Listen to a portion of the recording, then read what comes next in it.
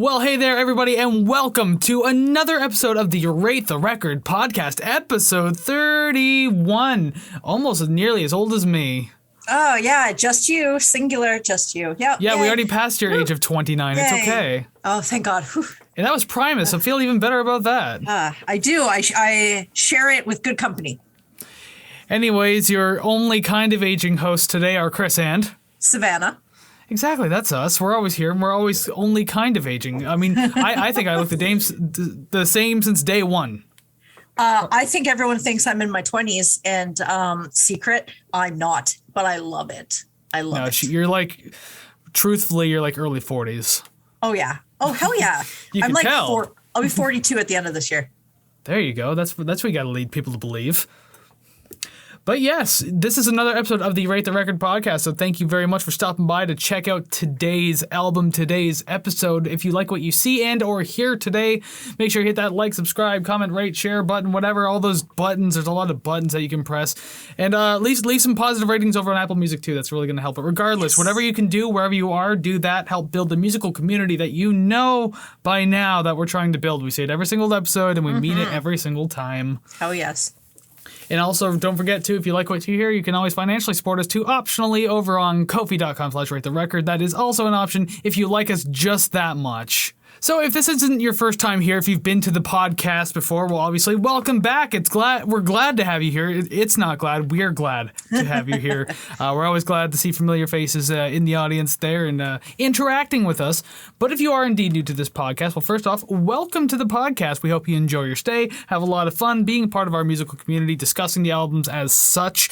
That means you probably don't know what we do here on Rate the Record. No problem, I got you covered. So each week, Savannah and I will choose an album, be it completely at random. Maybe it's celebrating an anniversary of some sort, a milestone, per se. Or we also do listener requests. We've done 3 or 4 of them now, and we have another one coming next week. Woohoo. So yeah, we do listener requests too, but regardless, we will choose an album. We just go ahead and discuss that thing at length. We rank the songs, and then we rate the record. Aside from hitting your microphone stand, good job. Thank you for applauding me. It's not my fault that my arms have a wide girth, okay? Are you going to admit to people that your arms are actually 3 inches longer than the average human arm? Yes. I have to wear leather gloves because my knuckles drag all the time. Oh, I was just going to say that you're one of those people where your fingertips go just past your knees if you hold your arms down. Weird.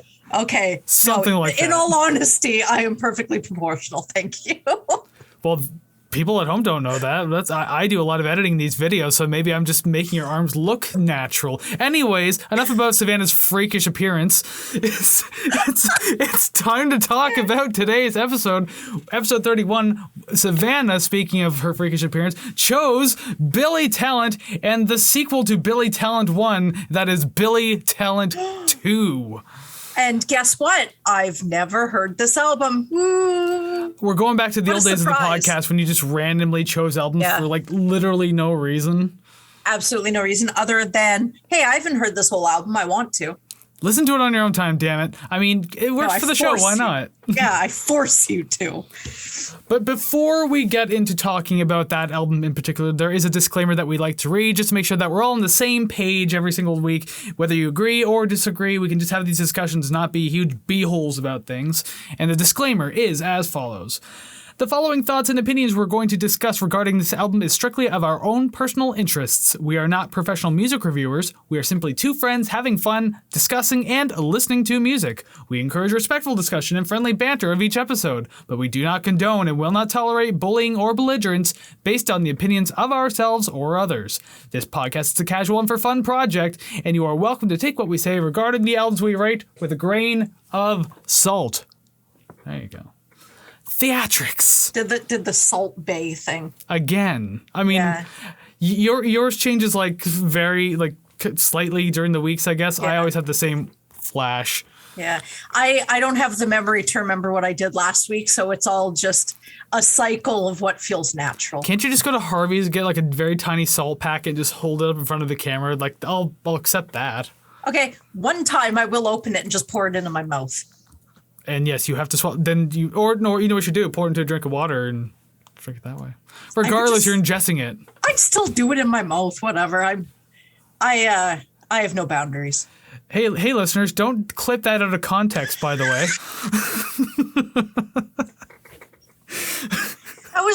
That was me shockingly laughing, not an animal dying. Just which is funny because most of the audio of you laughing cut out, so it sounds like I was just like awkwardly laughing to it by myself. Excellent. I love how I always peak the audio with my laughter. Something about it always happens. But yes, we can take our minds off that and get our minds on Billy Talent while Savannah explains a little bit about the band and the album. So go ahead and let me know about Mr. Talent here. Billy Talent is a Canadian rock band from Toronto, and they actually formed in 1993 under the name Pez. Unfortunately, in 1999, it was brought to their attention that American band Pez held international rights to the name, and it was soon changed to Billy Talent. The band name was chosen as a nod to fictional guitarist Billy Talent in the film Hardcore Logo and isn't singer Ben Kowalowitz's name. I hope I am saying that correctly. Guitarist Ian Dessa, bassist Jonathan Gallant, and drummer Aaron Sawalniuk round out the band. Jordan Hastings from Alexis on Fire also has played drums with Billy Talent in the studio and on tour due to Aaron's chronic health issues. But aside from that, the lineup has remained completely unchanged. In 2003, Billy Talent released their first self-titled album, which included songs River Below, The X, and first single and hit, Try Honesty. With a successful debut under their belt, they found themselves back in the studio to record their follow-up, Billy Talent 2, in 2006. As of recording this, the band has released 6 full-length albums, the latest being Crisis of Faith in 2022. Now, you've seen the title. We've said it before. Yes, we are reviewing Billy Talent 2, again, released in 2006. It was recorded in Vancouver and produced by Gavin Brown and guitarist Ian Dessa. This album spawned 5 singles: Devil in a Midnight Mass, Red Flag, Fallen Leaves, Surrender, and This Suffering. The album hit number 1 on the Billboard Canadian Albums chart and number 1 on the German Albums chart. It only reached 134 on the Billboard 200, but has been certified 4 times platinum in Canada. In 2005, before the album's official release, it was leaked by the band themselves on MySpace. Remember that? Those were the days. The album won a Juno Award for Best Rock Album of the Year, and singles Devil in a Midnight Mass and Fallen Leaves took home various Much Music Video Awards in the year following release. I think I might actually remember that too, back when I actually used to watch the MMVAs. Yeah, same. I think the last one I ever really truly remember is when that dude from The Used kept shouting fuck on live television. They couldn't censor him fast enough. Yeah, of course. Good times. But that's that particular band, and this is Billy Talent, and I guess we are ready now to dive headfirst into Billy Talent the Second. Hell yes. So let's start off with one of those big singles from the album. Song number 1, Devil in a Midnight Mass. Mm-hmm. I am and always will be in awe of his voice. I don't know. I feel it's fairly unique. And before that, I hadn't really heard any, like, just personally hadn't heard anything like it. So it's, yeah, I like it. But the song really gets to the point and just doesn't fuck around at all, which I actually kind of like. Yeah, it just charges right into the album, like, from like the first second, essentially, because you have like these really big crunchy guitars that start out the track and everything like that. And I will say I'm not a particularly big fan of the vocals at all. I mean, he does have certain songs and certain ranges that he's good with, but I'm overall not a fan of his voice, not the tone, especially not his screaming, which his screaming is in this track, and it's just, God, I don't know. It's really bad. It's like listening to a high school kid try too hard. I can see that, yeah. I've always noticed that one of Billy Talent's biggest, this is kind of a blanket statement for the band as a whole, really. One of their, the biggest things they have going for them are their use of vocal harmonies. Mm-hmm. They're very heavy on them, and you're going to hear them all over this album. So it was really good to put that strength to use, practically immediately. So that song this song has it kind of going for it. The Silent Night hook works really well. I kind of like that. It's not really the chorus. It's kind of like maybe a pre-chorus. I don't really know what to describe it as, but regardless, it's there. It sounds good. Yeah. There's accented hits on it that really make it a lot more memorable, so that's fun. And then, I just kind of go off on... I rearranged my notes here just to say that I didn't really like the singer's voice. It's piercing and irritating. Yeah. And it is a catchy track to kick off the album, so overall it's a good choice to start it. I agree with that last point. I like that the song does open the album. It's intense, and the scream at the beginning, to me, it kind of showcases what's to come, whether you like it or not. It's really a sort of a precursor to the rest of it. With the background vocal harmonies, I find that that's a nice addition, because if it was just layers of the same voice, I don't think it would have the same effect, or it wouldn't sound nearly as nice. There are times on the album, not this song in particular, but there are times on the album when the background vocals, the guitarist guy, just doesn't work with me. This is one of the songs where it does work, though. I do enjoy it, but I think I make note of it coming up in songs where it's just this doesn't need to be here. Yeah.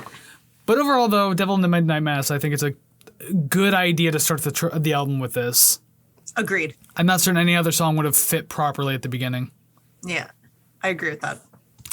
All right, so let's move on to yet another single, Red Flag. Really intense start to this track, because it starts as a rally style with the drums and everything like that. The chorus, in the a cappella yelled chorus as well, over top of that drum beat. I thought that was really cool. A great way to get the energy started in the track. The guitar work is usually pretty fun in a Billy Talent track. He's kind of the guy's kind of creative in the way he composes his riffs and everything like that. Yeah. This track's obviously no different. Great clean tone. The bridge was fine. Going into the bridge and everything like that. Again, I do like the guitar work, but I was hoping for a little more from it. I don't know. The song already kind of gave a lot as it was, but when the bridge kicked in, I was kind of hoping for a little more, but I don't know. It's hard for me to remember back exactly to what I was trying to point out, but I do know I felt like there were some points of the song that were kind of lackluster. Yeah. There's really not much more with this track either. It's only 3 minutes and 18 seconds, so it's not like you're sitting too long through it. It just kind of rides the same 3 sections fairly, quickly without much flair, so that's Red Flag in a nutshell. Is that your red flag for the song? It's my red flag for the album. Spoiler, maybe? Oh, no. Question mark. So this song in particular, Warped Tour 2006, this was my jam. Very fabulously nostalgic for me. I'll try not to cruise too much on the nostalgia and really give it an objective view here. I do like the clean guitars in comparison to the last track. I kind of like songs that I don't really know how to describe it, but it's they have the bridge, or I guess middle of the song, that they put at the beginning. So when the bridge comes in, you're oh, that's where the beginning fits in. I like what they're doing. It's kind of a little callback thing. They do that a couple times this album, but I always like that in this song. The song I found kind of ended abruptly, but in a way that feels yes, this is appropriate, to just sort of cut it, I guess. Doesn't ring out or anything like that. But yeah, I guess I enjoy that the song begins with the drums and vocals, because it feels more impactful when the guitar and the bass come in. So I think it's just a repackaging of a lot of your points. But as I said, looks it felt we were like on the same page. It felt like a very rally type start to the song. Yeah, I like it. The imagery it gives me isn't solely from the song and the sounds itself, but mostly to when I first heard it 15 years ago. So 15 years ago. I do remember when this song came out, and really the album too. like again, I was never really that big into Billy Talent at the time, but like they were obviously big hits, and like obviously I heard this song and Devil at the Midnight Mass and everything. I just heard them like a million times, but it's just it's funny that I don't want to sit here and immediately shit on the song right away, although not right away, we're almost done talking about it. But I mean, like hearing it a million times and just to me, it's kind of forgettable. I mean, there's obviously like the chorus is catchy and everything like that, but it's like the only thing I remember about the song. Yeah. I don't remember how the verse goes. Like, I don't remember the bridge connecting everything. I just, like, obviously the chorus. And, like, I feel like that's where they put a lot of their effort. And, like, this is kind of a blanket statement for the album. I think a lot of the effort goes into the chorus. Yeah, where it's hook. Like, yeah, just the most memorable part. Like, who cares about the verse? We're just, people can, like, gather and talk while we're doing the verses. But the chorus, this is where you pay attention. Well, that's when you want the live crowd to really join you, right? I guess, but I'd just rather be the crowd be into everything I'm doing. Yeah. Yeah. Maybe I'm being a little too picky. Hey, it's our review, your opinion. So suppose and so. And I don't know. I feel like I'm going to get some hate for my reviews going forward. Oh, wow. How we have traded places now. Every once in a while it has to happen. Yeah. It's always me. I'm like, oh God, my opinions, they're bad, but it's all good. It's all good. I like riding on this high horse. It's nice up here. Well, then you enjoy it while you can. We have this whole episode to ride it out. So let's go to song number 3 now, This Suffering. What do you got for that one? Okay, so I've noticed this, again, like you said, blanket statement for the whole album. I do like how this album's mixed. I didn't find that anything was hidden, purposely hidden. I didn't feel many layers, but everything seemed to, I don't know, it was easy for me to hear everything, and I liked that. So I really noticed that in this song enough to make note of it.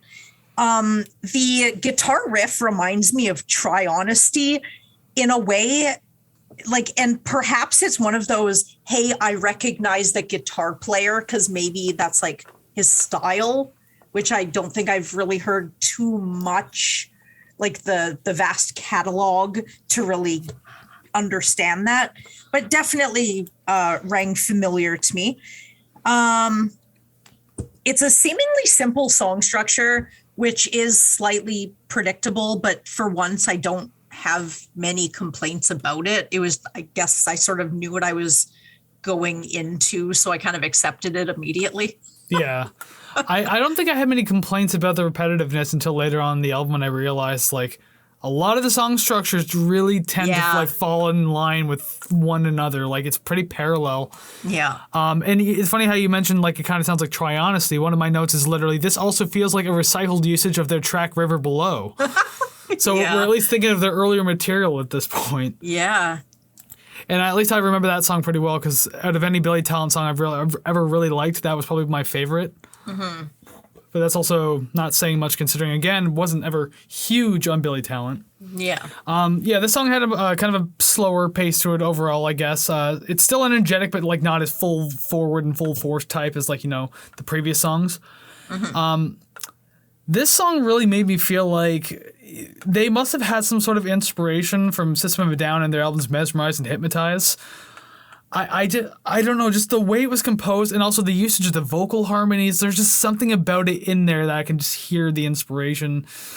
It comes in the composition and a lot of the writing choices too. But yeah, not saying that's a bad thing. If anything, I like System of a Down. Yeah. So I'd like to use that as a positive, but at the same time, like, it seems almost like really blatant, like you're wearing your inspiration on your sleeve rather than just like kind of using it as inspiration.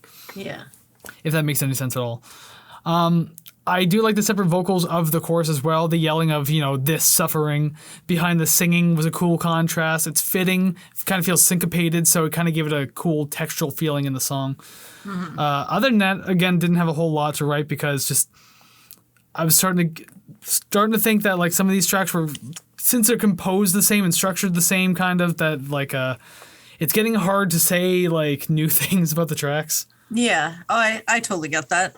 I found that with this, nothing was really boring to me, and it didn't feel like it was nearly 4 minutes. If anything, it felt shorter.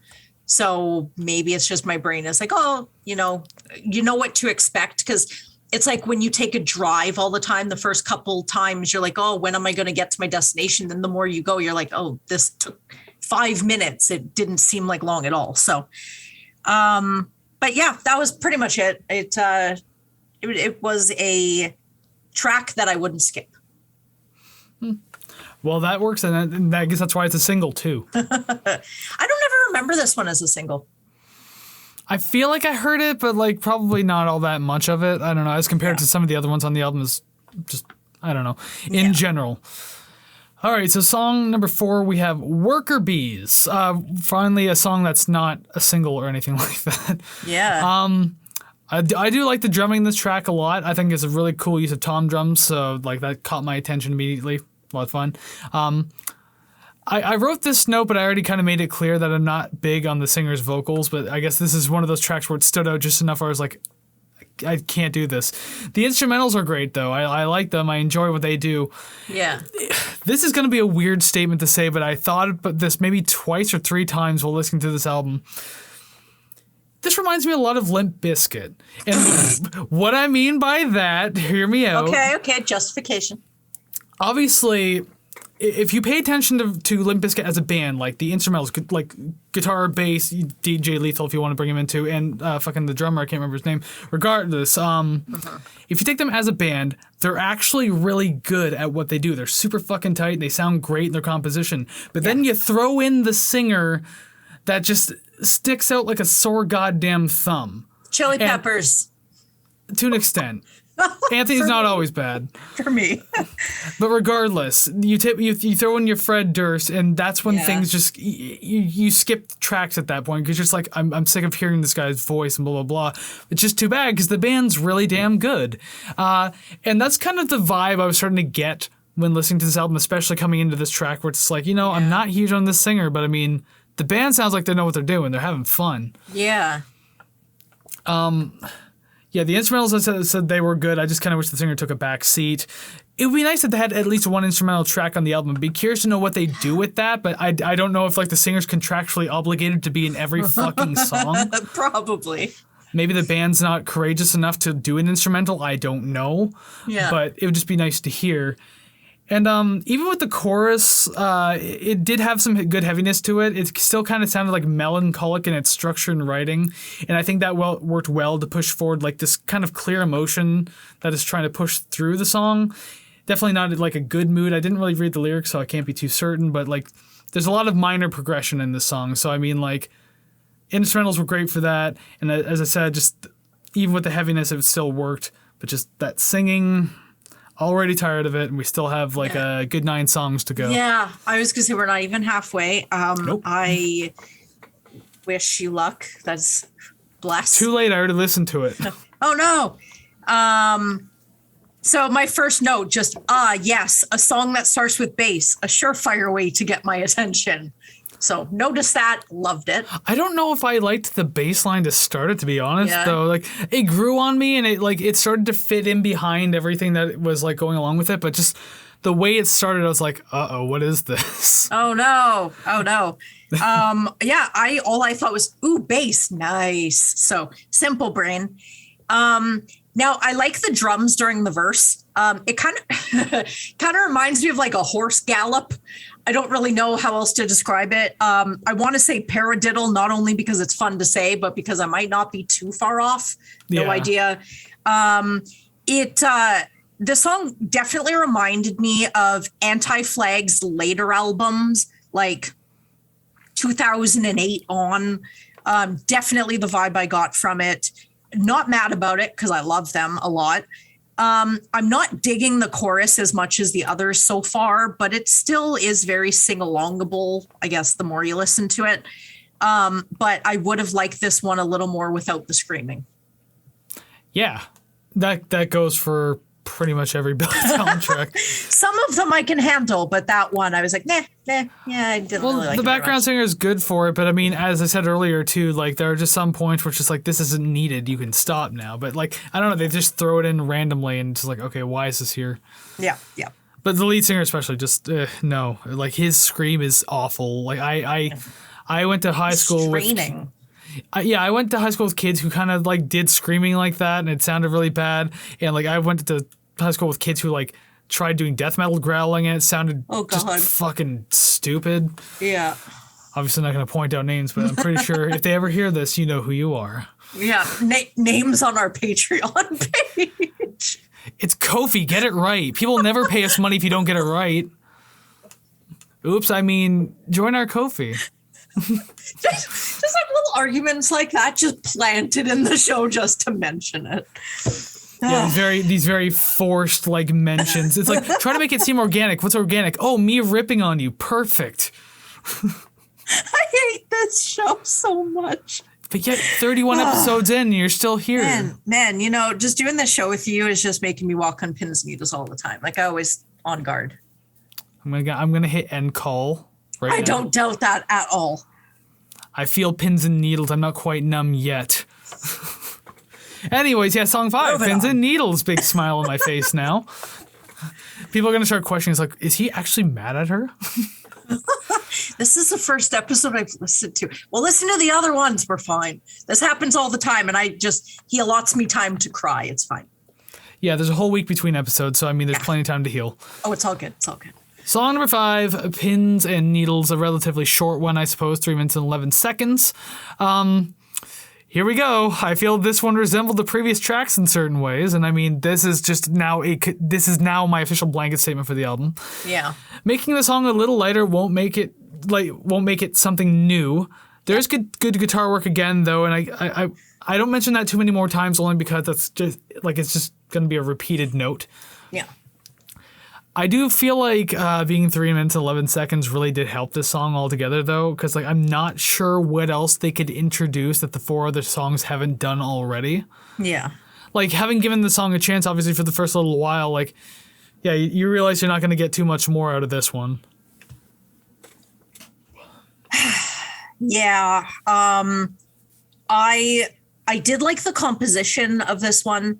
There was something about ending the vocal line with "let you go." I don't know if it was just like the notes he was hitting while he was singing. It was just something that I liked. That was cool. I find that it's the little things in songs that I latch on to. And I'm like, oh, I really like that. Even if the song's shit, it's just that little thing that I'm like, ooh, I gravitate towards that. And then I give the song a 10. I'm backwards. These songs are all typical length. They kind of leave me wanting more. I don't know if that's a good thing or a bad thing, because I mean, they could be showing restraint as to kind of showcase what more they have to offer later on, or they could just be running out of things to do. So not really sure how I feel about that. The tempo does seem slow enough to act like a come down, but it's still heavy and loud, which is kind of nice. They didn't really go full ballad, thank fucking God. I found that the intro guitar kind of sounded like a demo. Like it sounded very recorded in my bedroomy, but it did sort of even out as the song went on. I guess it lent itself better to the whole song rather than just showcasing it on its own. You know what I mean? Yeah, and it's possible that, I don't know, sometimes when they do stuff like that in songs, it's like to emphasize a point or just like kind of color the song in a different way, especially moving forward when the sound changes. Like, yeah, it's hard to say. I don't know. But again, I like you say you maybe wanted more out of it, but I say like if they did more, the song would have been worse, I believe. Because like, yeah, again, it's not introducing anything new enough to be exciting to warrant more. Yeah.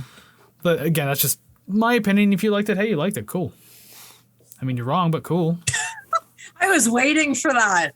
Yeah. I was contemplating whether or not I should have. Like, maybe this is the episode where I'm like a full-on asshole, like at my absolute just worst. Yeah, that's fine. It's like after every 10 episodes, it just amps up another level. Essentially. Hell, I'll be open about it. Like, if I do seem a little off my game today, I did start a new job, just so everyone knows. Yay. It's a full-time job. It's a career job, too, so it's taking up a lot of my time, so I'm just very tired. And so if I seem any different, that's literally the reason why. Other than that, I'm still the same old dumbass you've known for 31 episodes. Hi, it's me. Yay! All right, well, I'm done with that one. I was kind of done with it while I was listening to it. Yeah, I quite literally only had 2 notes for it because like it got to a point where it got hard to write notes for certain songs, especially when, as I said, the structure of the songs are relatively the same through the entire album. Every song is just like, I think this is literally a note coming up later that I have, is that every song is literally just a redux of a previous song on this album. Yeah. And that I'm already feeling that at this point, so I mean, I don't know what that says for the rest of the album. Well, I know what it says. You'll have to figure it out soon. Yeah. So let's move on to Fallen Leaves, song number 6, another single. Now, I don't know. I to be honest, I'm not exactly a fan of that choppy staccato guitar. Yeah. I thought about it. I actually sat there and thought about what I wanted to type for that. Like, I obviously didn't type out like a huge paragraph or even so much of a sentence. But I just wanted to say whether or not I liked it, and I think I decided that I didn't. I didn't think it made the song all that much more interesting. So, I mean, like, it's not like it was, like, super different or needed.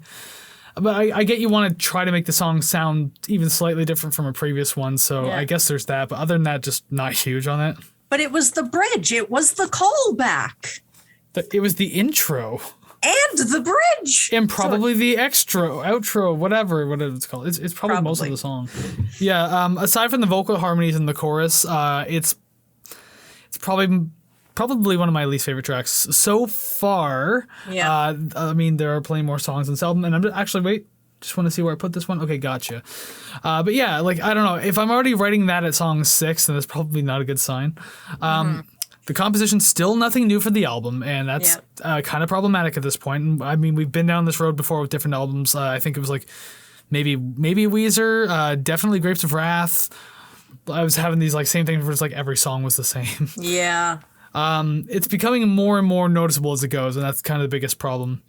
I mean, realistically, the song is catchy enough, and it's easy to see why it's a single. Like, very, very easy. But like nearly halfway through the album, and it hasn't really done much to make the album interesting in my eyes. And I do want to say though, like, I don't necessarily hate any of the songs on this album as much shit as I'm spewing. Like, things still sound good. They're fun. They're energetic. They're catchy. I mean, like, that's what it's supposed to be. They're hitting their goals. It's just not interesting enough, though. Like, maybe the first couple of tracks are interesting because you're getting used to the album, but then after that, just, I don't know.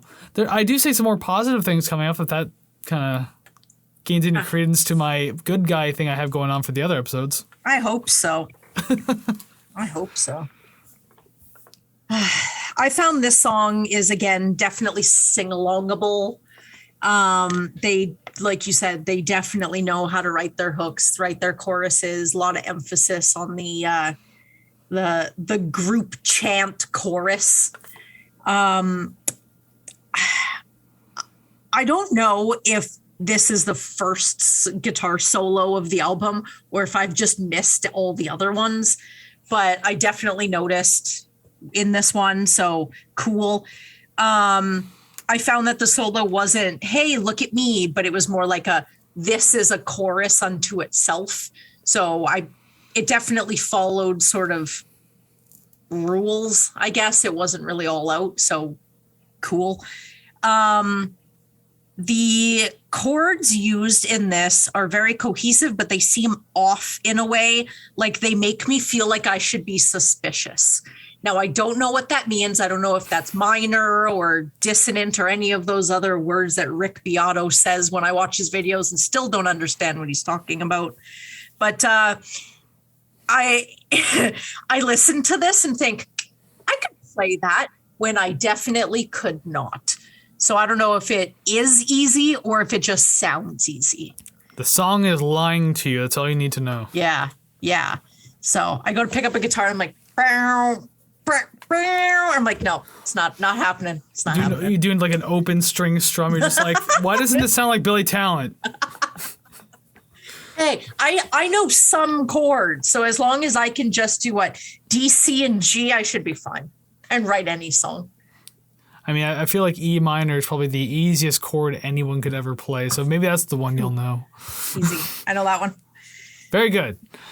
Okay, so I guess, I mean, that's pretty much it for Fallen Leaves. For me. again, I'm trying to think of new things to say for each song, but it's getting a little difficult. Yeah. Number 7, we are pretty much at the halfway point of the album now. Where is the line? Once again, I'm honestly enjoying the instrumentals until the vocals kicked in the verse. Yeah. It just another Limp Bizkit situation here. Like, I haven't used the Through Her Eyes trope that we had in a while. No. I haven't. There was another trope that I was using too. The Hotel California effect. Yeah. I haven't used that one in a while. I'm starting to think if the Limp Bizkit effect is going to be my new trope. Because this album is like absolutely throwing it my way right now. This is probably the poppier album, a song on the album. Like they're obviously like a lot of the songs on this album follow like a pop rock, pop punk kind of like straightforward type thing. But I don't know, this one felt the poppiest of the bunch. That's not necessarily bad or good. Just kind of pointing that out and saying like how there's definitely like a mood change, I guess, in a way. The hook is catchy enough. The energy is kept fairly consistent, so it gets points for that at the very least. The song hadn't really delivered anything new or interesting by the 3-minute portion, and the song is 3 minutes and 50 seconds. So I mean, like, I had to write that near the end of the song, which is kind of unfortunate since I know I was like experiencing that earlier in the song. Yeah. The screaming background vocals in the final parts of the song were unnecessary. There's that note that I said was in there somewhere. Not a good choice to have the vocals a cappella at the end, especially with the screaming. Didn't need it. I don't know why they thought that was a good idea, but hey, I mean, it's not like this album is full of good ideas. So hey, that's my point. It's I always like when you do your sort of take on it, and then I look at my notes and I go, we were on the same page. So I do have a bunch of notes before, but my very last one was I would have cut just a few bars off the end. It did feel it didn't feel long time-wise. It just felt dragged out at the end. So I would have just snipped that and then it would have been fine completely. Now my very first note, I think maybe I listened to 4 bars of this song and wrote, I bet you $20 this is the one you think I'll put at number 1. Because as soon as I heard it, I'm like, I am so into this. But I love that pop punk stuff. The high note picking is sounding signature for sure, because it is appearing in most, if not all of the tracks at some point. Now, like if you've heard this show before, I tend to do a lot of my reviews on how the song, like what visuals I see when I hear it. And the back and forth between the main and the backing vocals sound good to me here. It's kind of like you're confronting someone and you have your cronies behind you going, yeah, and how about that? So it's like you get the main and then you get the backing vocals sort of pushing forward the main vocals. That was cool. I did like the whole note guitar strum during the verse. It doesn't take away and it sounds bright and jangly, which in general, whether this album or any other, I love jangly guitars. I love 60s jangle pop bands. I love it. It sounds a little dreamy that way. And the string bends in the solo is so late 90s. Well, I mean, if the band started in the 90s, they probably brought something with them, right? Oh yeah. Just that I don't know how to describe just like perfectly done bend, like string bends in solos. I love it. I like that. I like it just as much as all the other things I said I've loved so far. If I think of 90s guitar solo string bends, for some reason, like if you want to play word association, the very first thing that comes to my head is Heart-Shaped Box by Nirvana. Yeah. Because, I mean, that kind of had that in it, too. And I'm pretty sure there's better examples, but that's just the first thing that pops in my head. Yeah. I love the note you made about, like, the background vocals sounding like cronies, because the first thing I think to myself is, like, the lead singer of this band doesn't look like he could put up a fight even if he tried. He needs the cronies. He looks like a small, insecure guy. I don't want to make fun of him, because, trust me, I'm a large, insecure guy, okay? So, I mean, like, what does that say about me? But, like, I don't know. So just the fact that, like, his friends are like playing him up to this big situation. Yeah. And like, go get him, man, kick his ass. Remember what you said yesterday? He's like, I didn't say that. Guys, shut up. Yeah, that is definitely the image I got from the vocals in that one. And you were also talking about like the high notes, to like the higher pluck notes and everything like that.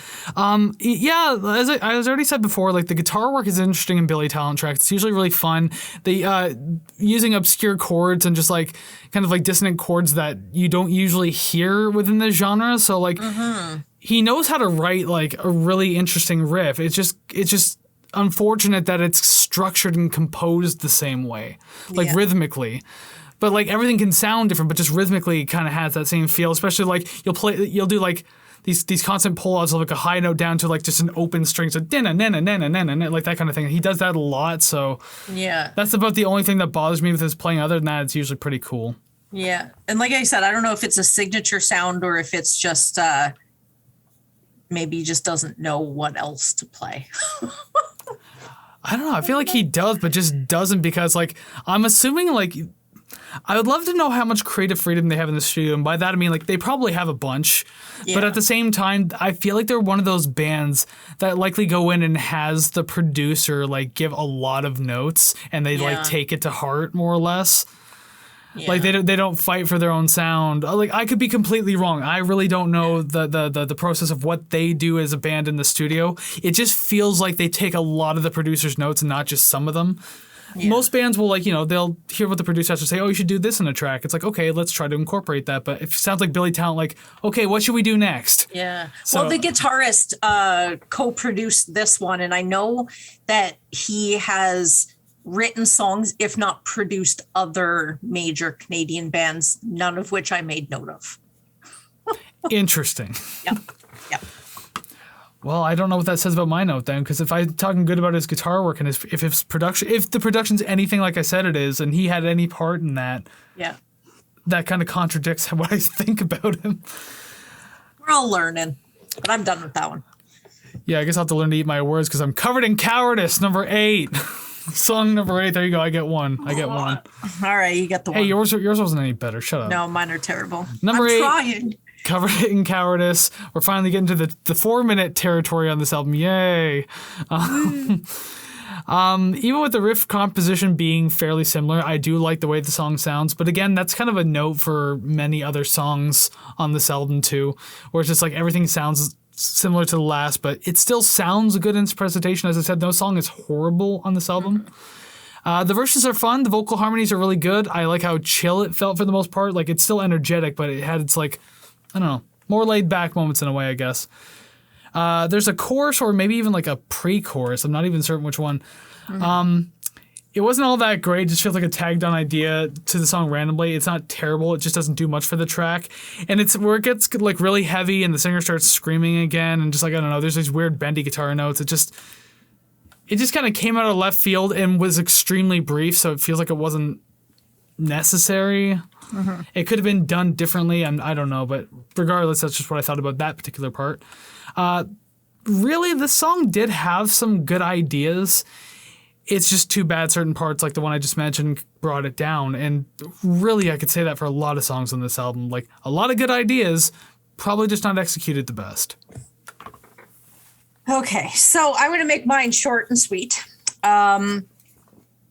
Honestly, this one sounds like one we've heard before. I definitely noticed that in this track specifically.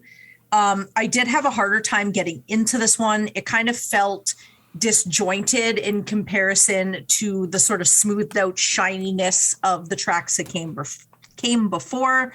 I wouldn't turn this one off, but it's definitely not my favorite. Spoiler. And I did enjoy the string bends during the solo. I will always love that, but I think that might have been the only thing of note during the song that I actually enjoyed. It felt, like you said, some things came out of left field. That's kind of how I felt, where it was like someone's walking down the street and they're just like looking at everything and they're just like can't focus on one thing. They're just everywhere, and I didn't care much for it. That's called attention deficit disorder. Yeah. That's kind of what some of the songs on this album feel like, I guess. I don't know. Yeah, that one specifically to me, and not it. No problem. Then that just means we can move on because, like, yeah, I didn't have much more to say for it either. Yeah. All right, so song number 9, we get to probably the most balladish kind of song on the album, although it's still not really technically a ballad in my eyes. Surrender, another one of those singles. Yeah. 4 minutes and 7 seconds. I never knew how long the song was, and I started to notice fairly quickly. I feel like, though, that they would be good at writing these kind of softer tracks. Like, this feels kind of comfortable in their range. Like, I do like some of their more exciting stuff, but I mean, like, overall, the slower stuff, I don't know. It feels like there is more to work with, but you're just not working with it. Mm-hmm. The only problem is, though, that this one doesn't play well enough in that somber mood that it's going for. So, I mean, I just kind of guess I contradicted my own point right there, but that's okay. That doesn't matter. I mentioned to you off camera, but it's this song about being friend-zoned? Because, like, I was kind of going by the lyrics a little bit, and just everything was just like, you know, oh, I really like this girl, but she doesn't think the same way about me. We're pretty much just friends or something, blah, blah, blah, bullshit. It's like, way to relate to your teenage audience, I guess. Me as a 32-year-old man, no, I can't exactly say that I'm in this position or relate at all. He was 30 I only know about the singer, but he was 30 or 31 when this album came out. Which could have fooled me. He looks like he's still in the 10th grade. He looks he looks and sounds like he was he wanted to be in one of those hardcore bands from like a 2005 high school group that he was a part of. The Midwest band. And maybe played a couple of shows at some sort of like diner hall or something like that in his hometown. Church basement. Yeah, and like they thought they were going so great, but then after two shows, they're just like, you know what, we're not a band anymore. Yeah. That's pretty much the vibes I get from the singer at the very least. Gosh.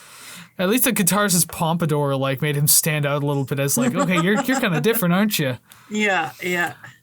The chorus is probably the better part of the track this time around. It has like an event. Oh, sorry, no, that's the next song. I'm already reading ahead. It's okay, because I was gonna say, as I was reading that, in my head I was like, this isn't true at all. Why did I write this? Because actually, no, I didn't like the chorus all that much. Yeah. They should have found a quicker way to wrap up the bridge, though. I will get to the chorus in a minute. There's a bridge. They should have found a quicker way to wrap it up. The entire final minute just feels like it wasn't needed at all. And also the constant repetition of the word surrender in all the choruses, really, including the final one, where it lasts even longer. It gets really grating. It's the tone of his voice and just like the same two notes, like na na na. Okay, that's 3 notes, whatever, I can count. Regardless, it gets grating. It gets irritating. Didn't like the chorus. Definitely not one of my favorite tracks on the album.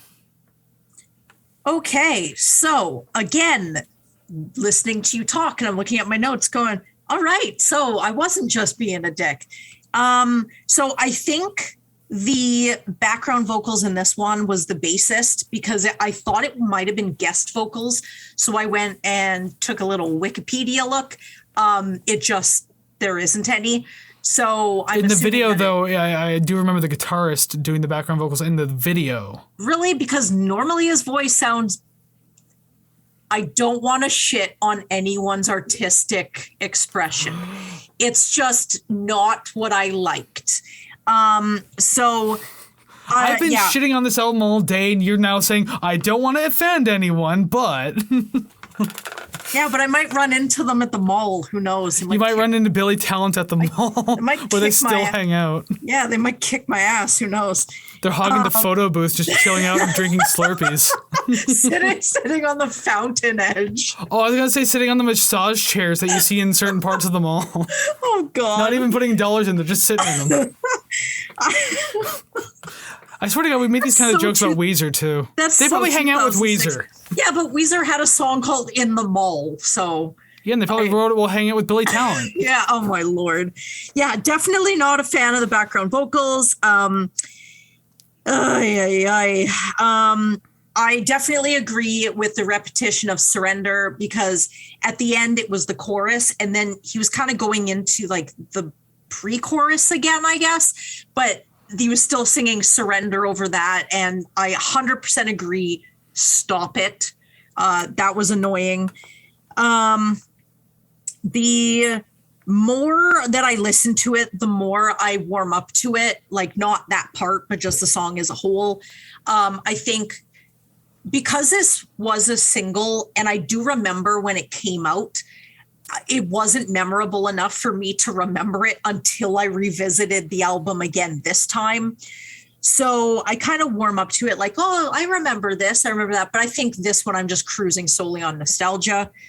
A lot of these songs start with like lone guitar plucking, and I definitely see how someone could get a lot of these tracks mixed up or confused with each other, because I had to go through each one and I'm like, this is just solo guitar. Oh, we have some drums and a guitar, solo guitar. And I'm like, it's definitely, you put the stamp down and then you just fill in it's like they're mad libbing this entire thing. So that was kind of annoying. But they're using like the same adjectives and nouns and stuff as they like every page is the same fucking words. It's like this isn't creative. Yeah. And it's like I don't know. This one definitely was my favorite if you can't tell already. Same. I found that the sound was a little weak. Like it sounds hollow, I guess, in a way. I do like the bass during the verses.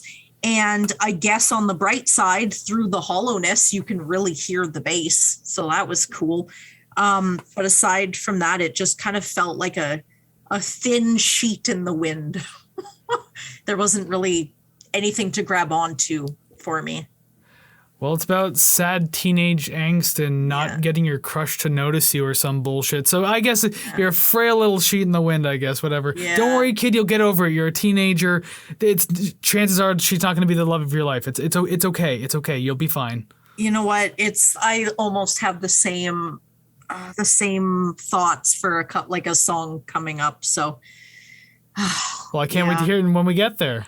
Yeah. Let's get into the double digits now, though. So song number 10, The Navy Song. So it was a cool little riff to open this track. I kind of did appreciate that. The shuffle beat on the drum seemed fitting enough, too. Like, everything kind of worked out, like, composition-wise there. I wrote again that this song is feeling familiar to the other songs in the album. I mean, no surprise at this point, as I've been going on about that for a while. And I'm still not settling on the vocals. I think I made note of that because I wanted to note that I was trying to just. It's kind of like listening to The Offspring. Like, he's annoying as shit, but you kind of just get used to him after a while, because it's definitely more of a punkier sound, or I guess their older stuff is a punkier sound. Yeah. So you just kind of accept it, but I couldn't do it with this guy. His tone more often than not does not fit the music on the album, and it kind of bothers me. The chorus is probably the better part of the track this time around. Oh, look, that note that I screwed up last track. I like the chorus in this song, yes. It has an adventurous and almost heroic kind of feeling to it. So I thought that was really cool, very grandiose. The song went on one chorus too long, though, I will say that, despite liking the chorus. Yeah. Other than that, that's definitely one of the better tracks on the back half of the album, I would think. Another song that starts with some solo guitar noodling. Surprise. I did like whatever chord was strummed during the chorus. Don't know what it is. It sounds dreamy again. I don't know if it's just on the higher strings that I like, but I took notice enough. Now, perhaps I'm feeling burnt out of the Billy Talent sound, because twice I have checked the remaining time, and this song is only 4.5 minutes long. So only 4.5 minutes. That's too long. Well, I mean, we've done songs that are like 8 minutes. So to me, this is like, oh, what a breeze. This was not a breeze. The riff before the chorus starts, it did sound pretty interesting. And from that, I find the takeaway here is that Ian Dessa is a pretty good guitar player. That's what I got from this song. Well, yeah, and that's kind of what I was noting earlier, too. It's like, it's one of the better parts of Billy Talent altogether. But then I still think that the band as a whole is good, minus the singer. It's Limp Bizkit. I'm telling you, that's the trope now. That's a thing I'm going to do. I don't know how often it's going to come up, but if I ever have the same thing where the singer sucks and the band's awesome, then I will definitely say we got a Limp Bizkit situation on our hands. Oh, my God. And then we're going to have an encyclopedia page to describe all of these. Yeah, pretty much. It's too bad I can't use Hotel California effect on this because there's nothing about this album that reminds me of that. But I can say that the singer goes through her eyes. There you go. I can do a 2-in-1 right there. Oh no, a twofer. Essentially. Are you Canadian? Do you get that joke? Anyways, twofer. Anyway.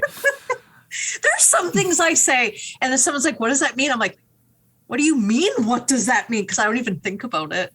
Oh my God. Americans do the same thing. Canadians do the same thing. Yeah. We all have these like little mannerisms and sayings that just don't fit one another. There's a lot of English shit I don't know either, but I mean, apparently it's a thing.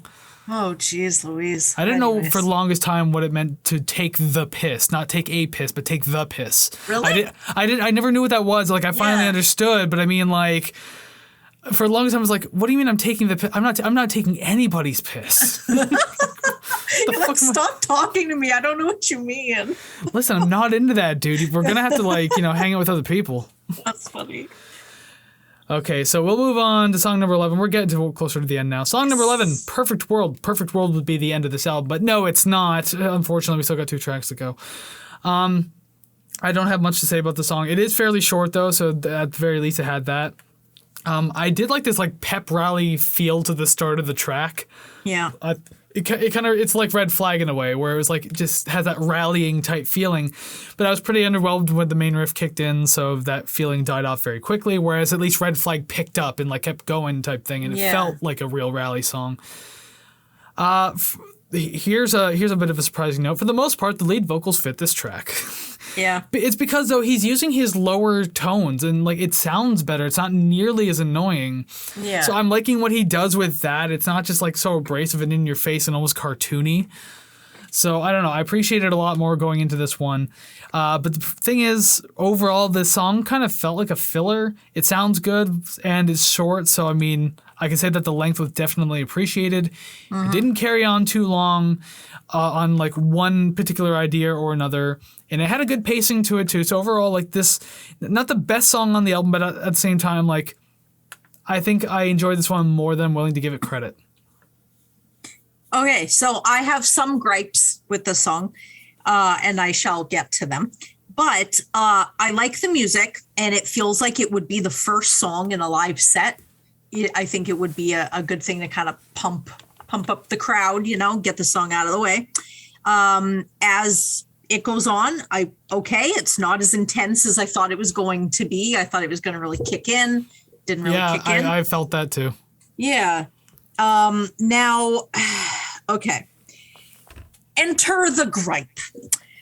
Now, I had to look up the lyrics because I thought I was going to shit on him for rhyming mattress with mattress, but he rhymed mattress with address. So I'm like, okay, hold on. I don't know. Okay, so rhymed mattress with address, which is okay, that's fine. But later in the song, they sing Control Alt Deleted. Okay, erase my memory. Oh my God, computers. Okay. It's 2006. I mean, we were so infatuated with MySpace, so it made sense. That was the culture of the time. I don't care. Whatever. I hate it. It is a timely reference, though. Yeah. Well, it's not like I listened to Bob Dylan and went, yeah, folk music was hip at the time. I'm going to rate this a 90. No, it fucking sucks now. And this song sucks now. I wish I hadn't looked up those lyrics because ignorance was bliss in this scenario. The song, to give it some credit, would have been perfect for late teens Savannah in 2006, 2007. Yeah, you wouldn't even thought of the Control Delete. If anything, you'd been like, nice. Yeah, I would have been like, oh yeah, MSN, what's up? But no, listening to it in the last week, hated it. It is a harder pop punk anthem, which is cool. Excuse me, but I imagine this on a movie soundtrack, not in the movie, but just on the soundtrack for 13 going on 30 or How to Lose a Guy in 10 Days or something, which kind of led me to the thought, do they actually release soundtracks anymore? Or is that not a thing? Oh, yeah, I would definitely think so. I mean, Yeah? they're still nominated for awards and stuff. Okay. And I can say that because at the point of recording this, the Grammys just happened, and Trent Reznor won a Grammy for his work on Disney Pixar's Soul. That's a really weird sentence to say, Yeah. but it's true. So, yes, soundtracks are still very much a thing. Oh, and just side note, because I actually didn't know that Trent Reznor won a Grammy recently, Dream Theater won a Grammy. And apparently everyone was shocked because they're like, why did they get a Grammy? Well, it's funny because I looked at my partner. I'm like, hey, Dream Theater won a Grammy. He's like, yeah. I said, told you I was cultured. Oh, I thought he was going to like call you a liar and not believe you and stuff hell like no. that. Oh, hell no. No, that's pretty cool. But yeah, no, this song just, I probably wouldn't skip it because I wouldn't put the effort into getting up, but it's fine. And it's only 3 minutes and 7 seconds. It'll be over before too long. It's less than the average radio song, so I mean, it'll be done. Yeah. Erase my memory, to quote the lyrics. I will quote Control-Alt-Delete your memory from this song. Thank you. And that means we can move on to song number 12, the penultimate track, as if I have any sympathy for you. Song is called Sympathy.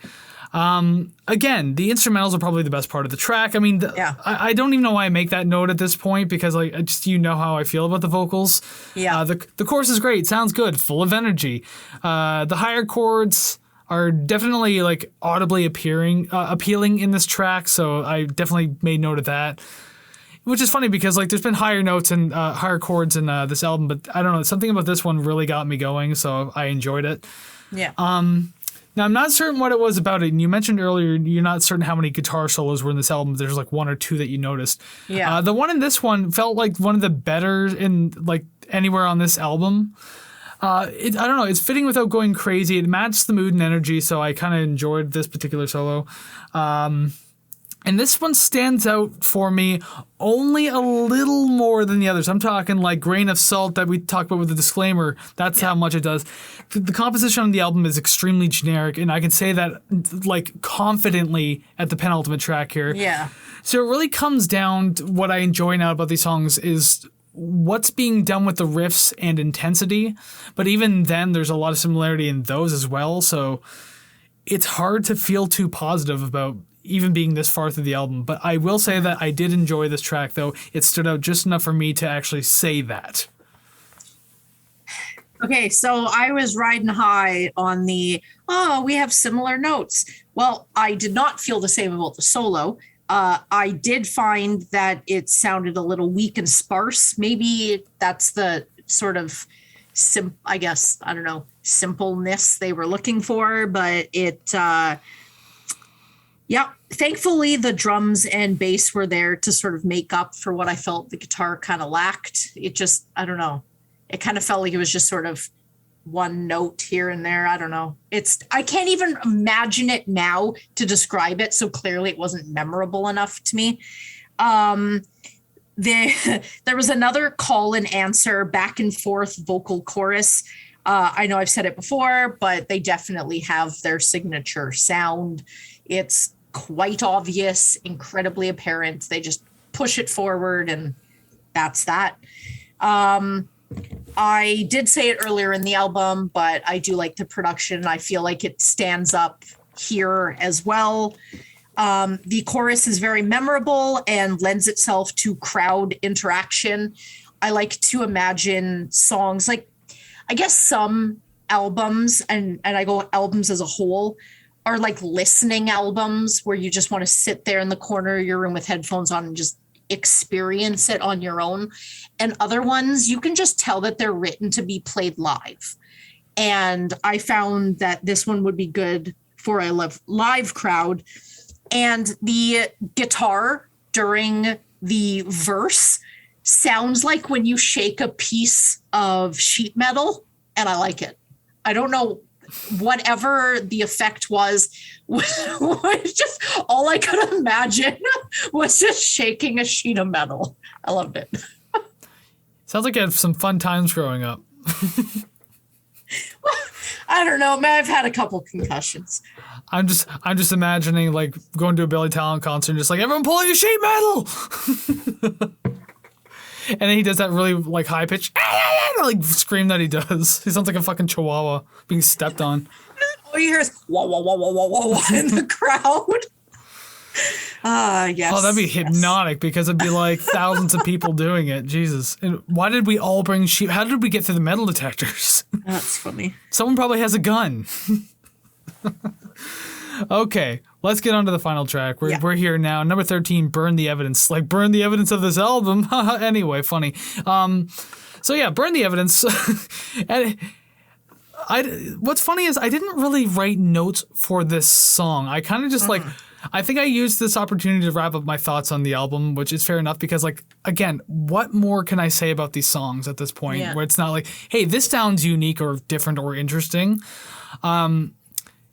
Any of the songs, good ideas felt very brief. I will say that much about this track. This, again, doesn't feel too different from any other tracks on the album, so that's where I think I just kind of gave up on talking about the song itself. I did say, though, it definitely doesn't feel like a good ender. Yeah. This, like, I don't know, it feels like it could have, like, been the second last track, but no, this was the end. I did like the song, though. I will say that, like, the way it sounded, the way it was written, like, it's fine, but just it's hard to say anything positive that isn't already being said, or I'm just giving the same, like, I don't like this because of this reason. Yeah. And I apologize for not having more of a thesaurus of words in my head, but I mean, like, that's pretty much what it comes down to. But my last point is literally just about the album, and I'm going to read it verbatim. Overall, there are good moments on the album and moments that hold promise, but overall, it's a constant redux of earlier tracks, as I mentioned earlier in the show. The songs aren't awful, they're just a little uninspired and too reliant on one method or style of writing and presentation, which that's literally this album in one sentence. Like, you can like certain parts, but then just, you know, you're going to hear the same thing practically over and over again. So that's my thoughts in a nutshell for the album. I did review the song. I don't want to say it wasn't my favorite, but it wasn't. The verse sounds strange to me, and I don't know if it's like the phrasing or what it is, but it just is not pleasing to my ears. I think the first verse went a little wordy, and then as the verses went on, it had more music sort of bits in it so that it wasn't as weird to listen to. I feel like the song is bordering on too descriptive and it's distracting. The riff during what I assume to be the pre-chorus sounds good, but it is very Billy Talent-y with my air quotes. I don't really feel like this is an end of album song, but the ending fading out like it did added to the feeling of we are done here. Like it rang out longer than one that would, I guess, lean into the next song. I don't think this one is nearly as memorable as some others, solely because I didn't really like the vocal melody outside the chorus. And that was really it that I thought about that song. I tried to listen to it. I think I listened to it 4 or 5 times. I didn't really. That's more than I did. Yeah, I couldn't grasp onto anything. Like, sometimes after maybe the third listen, and I don't listen to albums that many times, but if there's something kind of odd or unsettling about a song, I'll try and give it a little bit more, because perhaps maybe I missed something. Maybe I jumped into I started paying attention to a line in the middle and then my timing was off. So then it appeared weird. But with this one, every listen, I was like, I just can't grasp it. And it just kind of slipped away into the darkness, the blackness. That's the thing too, is like I felt for this album as a whole, like there were things to grab onto, but at the same time the real question is, do I want to grab onto anything? Because I mean, like, if you're grabbing onto one song, you might as well grab them all, because you're getting the same thing essentially. And I got the same thing from this track too. Obviously we felt differently about it, but again, this is one of the better sounding ones that were pretty much the same. I don't know. It's going to be weird going forward, like with everything I said about this album so far. Like when I get to my number one track, just keep in mind, like it's if we get around to doing the season 2 like number 1 rank list like we did for number 1, I can imagine whatever my number 1 song is for this album is going to probably be closer to like the lower or top end of the list, I guess, of like, you know, last place. Yeah. I don't know, just this album was a little weird to get through, decent moments, but overall just we'll see what my score says a little later, but we are at the end of this album. Billy Talent, the second due part 2, the Billy Talenting. We're at the end, so thank you very much for checking out this episode, and hopefully maybe you liked the album better than we did, or at least better than me. I don't know what Savannah thought yet, so yeah. Regardless, if you did, make sure you know, like, subscribe, share, follow, comment, rate, all that great stuff. Let us know what you thought, because we're always very curious to know what you think. And obviously, you know, I'd hate to think that I'm just tearing down your favorite album, and maybe you're not saying anything in return. It's okay. You can call me a b-hole, but just again, let's be respectful about calling each other b-holes. Yeah, you have to type it b-hole, like censor yourself. No, use a b emoji and then hole. Ah, yes. Or a B emoji and then a picture of Courtney Love, so that way I could just like put 2 and 2 together. So yes. I'm not even going to say anything. That's fine. We can leave that there then. Yeah. Because now that we're done talking about the album, comes part 2 of the podcast, the Billy Talent 2 of the podcast. We rank songs now, so above our heads, boom, graphics have changed. There are names, there are numbers, and there needs to be song titles there, and I guess we'll get around to doing that now because we're getting close to the end of this the review, and I don't want to drag this out any longer than it has to be. I'm going to drag it out just a little bit longer by asking, do you have a guess on how many we are going to match this week? Well, as I've said in the past on previous episodes, I usually like to tally with like check marks, X's, and question marks of how many we're going to match. So just a scribble. I have 1 check mark. Ooh.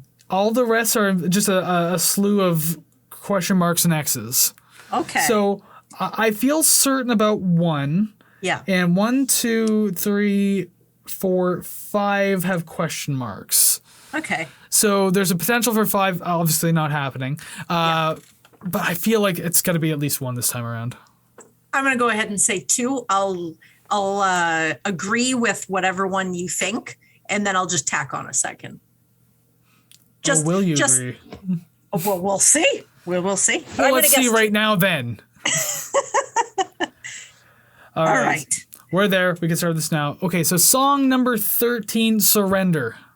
Covered in Cowardice. Covered. So that's the first no. Number 12, Fallen Leaves. The Navy song. In the Navy. That's also a no. Number 11, Where is the Line? Burn the Evidence. That is also a no. Good start. Yay. Number 10, Perfect World. Perfect World. That's not the one I had the question mark next to. So but that's good. Actually, wait. It was an X. Okay. Oh, what if we get 2? Yay. Very possibly. Not this one, though. Number 9, Covered in Cowardice. Surrender.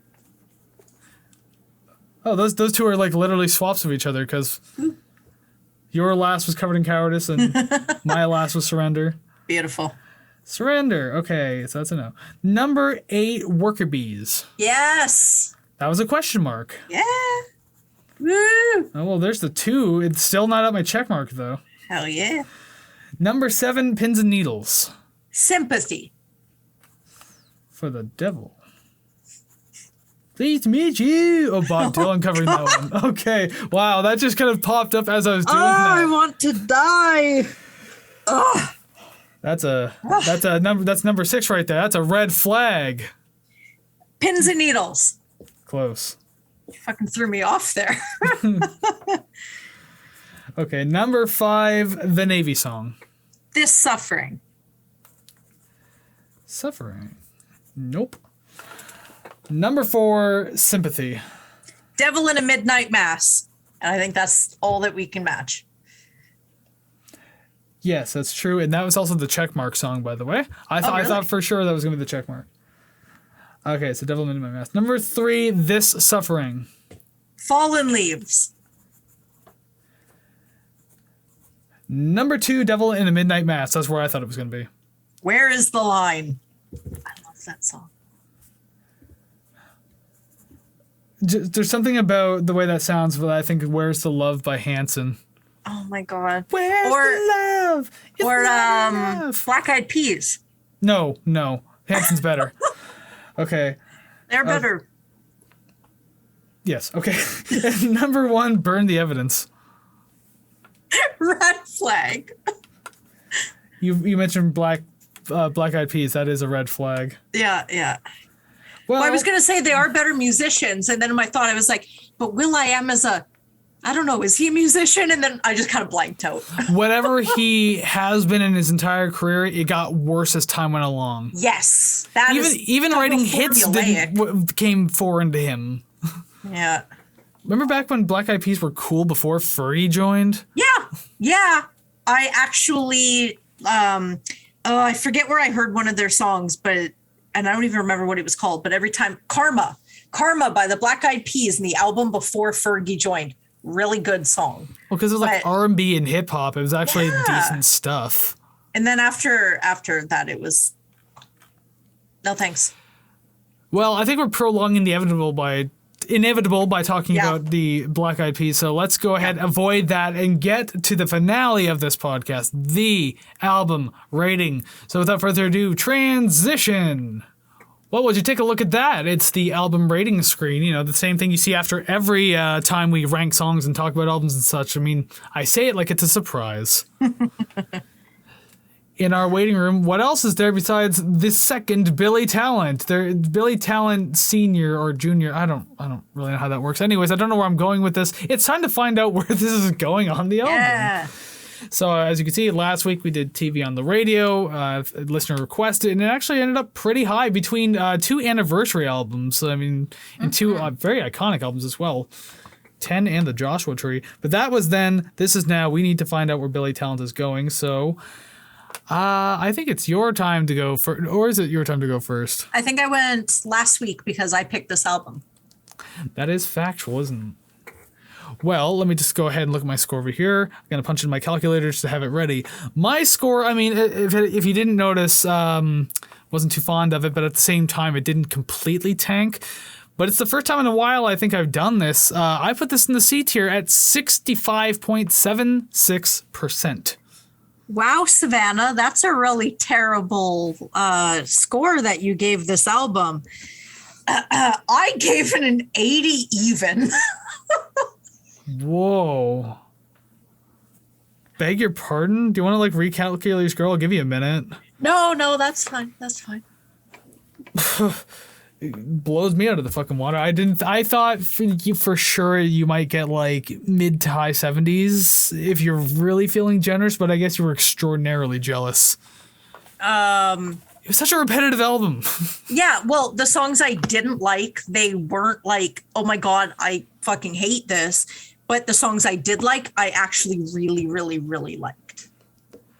So I was cruising on the ones I really liked, and there wasn't anything that I ultimately hated, except for that one incredibly dated reference song. I hate that. Control-Delete.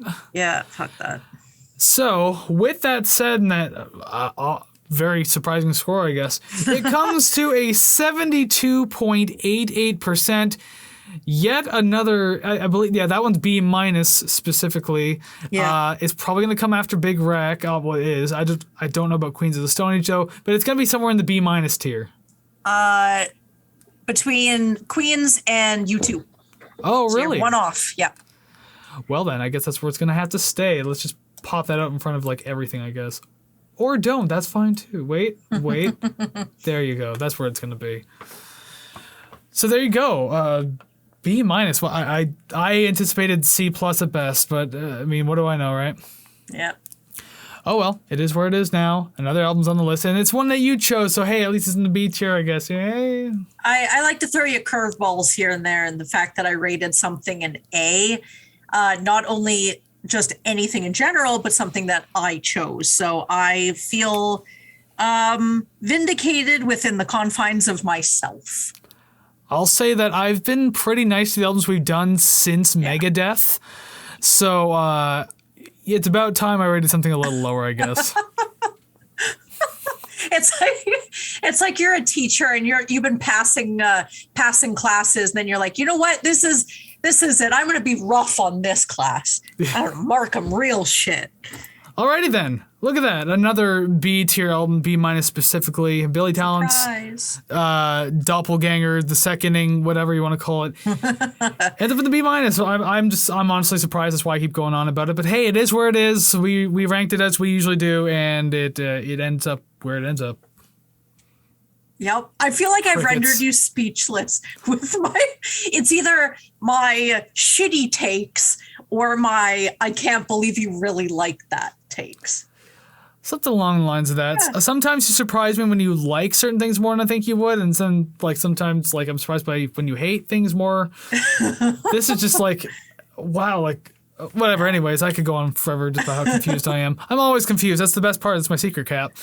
But anyways, that is the end of the episode. We've reached the end of this one. So thank you very much for watching. If you did enjoy it, you liked what we were doing, talking about, and just being weird, I guess, especially me being an angry boy today, you can go ahead and let us know. Like, comment, subscribe, follow, share, rate, all those wonderful, pleasant things that help build the musical community. And as we said before on Apple Music, if you can go ahead and give us like that 5-star rating and leave a comment maybe if you want, that helps get our podcast higher and higher into the musical commentary section. And that's where we want to be, so more people like you can be part of the crowd. So please go ahead and do that. Crickets. Yeah. I'm always waiting for you to follow up. Yeah, no, I got nothing other than just leave comments, be good, be nice, and please tell Kris how much you agree with all of my takes, please.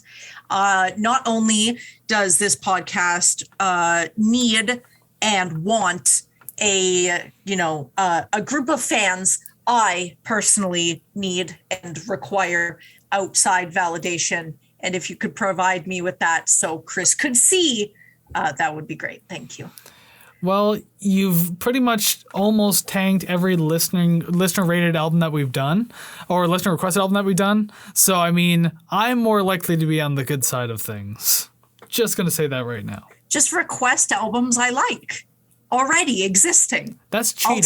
I'll tell you what I like, and then you request them, and then I just rank them real high. We both win. And we don't have to do those ones because I don't have to choose them. I don't have to put those ones in the list at all.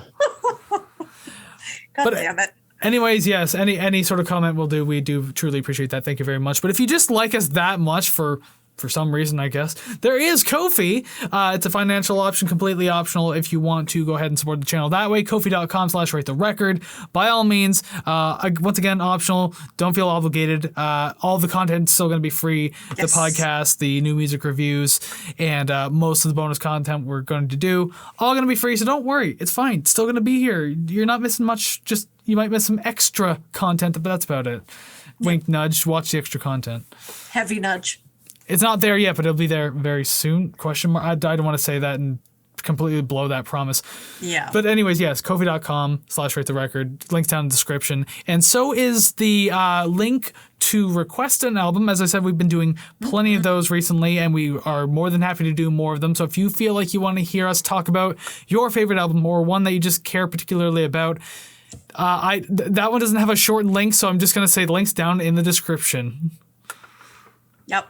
Excellent. Definitely wasn't making faces to the camera while you weren't looking. Definitely not. Don't worry, I edit this and I'll make sure that you're telling the truth.